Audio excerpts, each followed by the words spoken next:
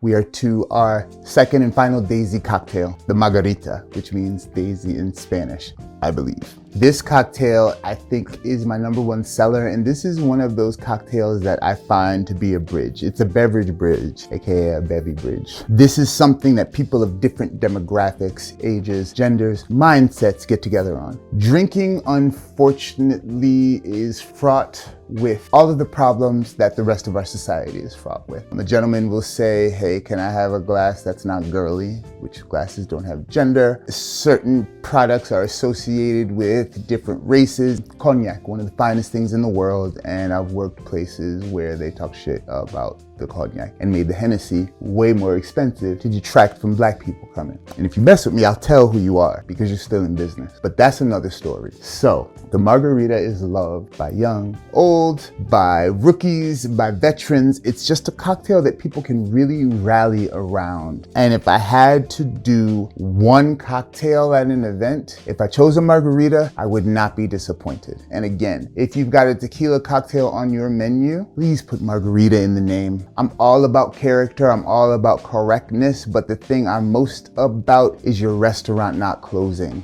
Margarita near me, people search for. You ever heard of a Paloma? I love Palomas. Nobody searches for Paloma near me. This Margarita recipe will make your friends and family happy, and it will also, if you work at a bar, be profitable, because that's really important. It'll be balanced, and it'll be one of the best examples of a daisy. Choosing your tequila now more than ever is so important. You want something that is 100% blue Weber agave. There are many tequilas that are called mixtos that aren't 100% agave. Some of them are great, some are not. If there's a tequila with gold in the name that's under $30, do not buy it because they turn it gold by putting Coca-Cola syrup in it. You don't want that. You want what's called a blanco tequila. Let me see if I can give you a quick tequila primer. The different names for tequila, blanco, reposado, añejo, are all about the age. Blanco is aged not at all in oak. Reposado is aged for up to 11 months. And añejo is aged for over 1 year. There's also ultra añejo, there's also joven, there's different categories in there. Cristalino is another one, but those are your 3 identifiers. Blanco or plata or silver, reposado, which means rest, añejo, which the root of the word is year. And it's all about the influence of the wood on the spirit. Your blancos are going to be peppery, limey, funky. Your añejos are going to have a lot more caramel and vanilla. As always, I want it all when I'm drinking. I like to find añejos that still have that peppery, funky character. I have become very selective about the tequilas that I put in my bar. And because I'm so selective, today, Clase Azul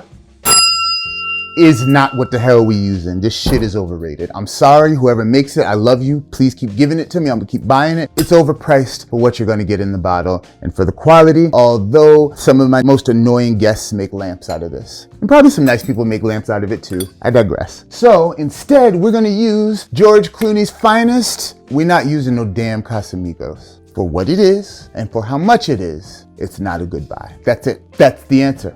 We're not using this. I don't have my absolute favorite, but I'm going to use a tequila that I really trust and a brand that does the right things. Casa Dragones. They represent being on the forefront of blanco tequila that people like to sip. Blanco is usually used to shoot or to put in cocktails. This has a lot of sippability, which I think makes it awesome for your standard margarita, especially in the wintertime. We've got our fruitful mixology, Connecticut made, triple sec. Wherever you are, wherever you may be, spend the money, get this. It's cheaper than Cointreau, it's more expensive than De Kuyper. It sits right in the middle and it is going to deliver everything it promises. We're going to start with what? Juice. And we're gonna juice how? A la minute. And what I would do is, let's say you got some guests coming, right? And you don't wanna do this every time. Number one, you rock this back and forth, I guess, is part of the game. And you try not to spill. One, you can rapid fire do a few of these. I think here this is gonna give me enough, as I said,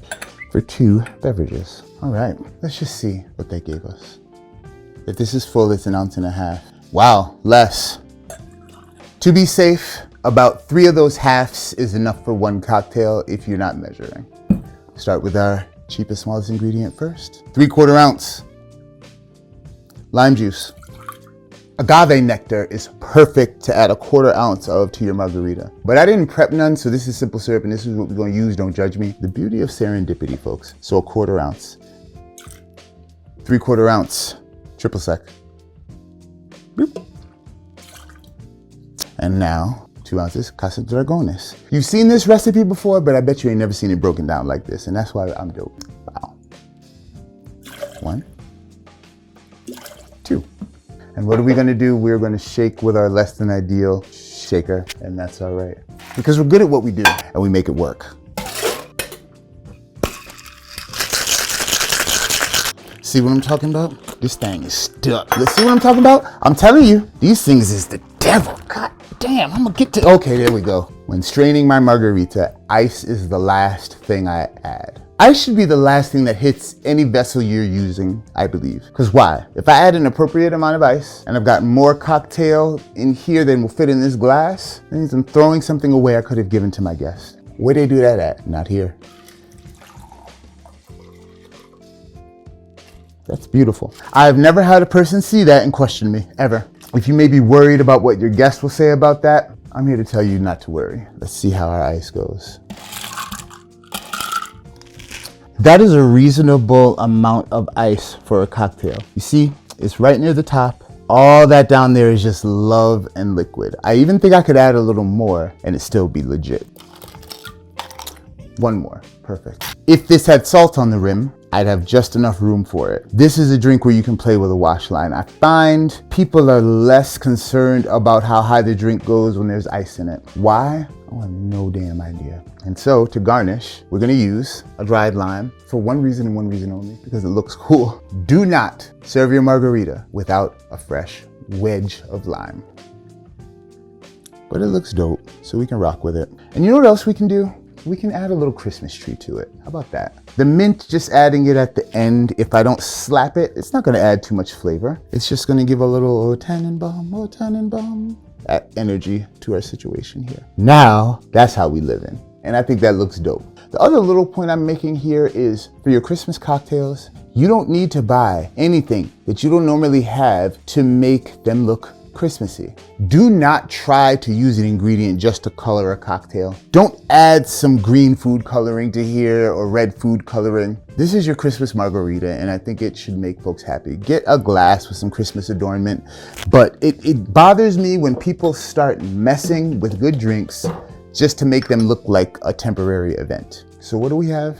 We've got the cocktail category of a daisy. What is a daisy? A daisy is a sour that is sweetened with a liqueur. What are 2 examples of very popular daisies? Well, I'll give you the 2 most popular, and they're 2 of the most popular cocktails I sell. The Margarita and the Cosmopolitan. Why am I showing you these? I'm showing you these because no matter who you are, it is very likely over the next period of time, I don't know how long, from now until next year, you're probably going to be entertaining people. Whether you work in a bar or you just own a home or you live wherever you live, you can rent, whatever. I'm not getting into that. You probably will have guests or you'll be at a party. Imagine going to a party on deck. All you need is your fruit, your agave, 2 bottles of liqueur and some ice. And you could really make a party special with just these 2 drinks. Do not become nervous this holiday season about the drinks you're going to make. For my professionals, do not be nervous about how busy it's going to be. All we need to do is prioritize self-care and prioritize drinking and eating with vigor and with purpose, and we're gonna have a good time. I really hope this was educational to you. As always, my advice is for you to drink, eat, listen, and think every single day. My name is Khalid Williams. I am the Barrel Age. I love you all. Cheers. All right.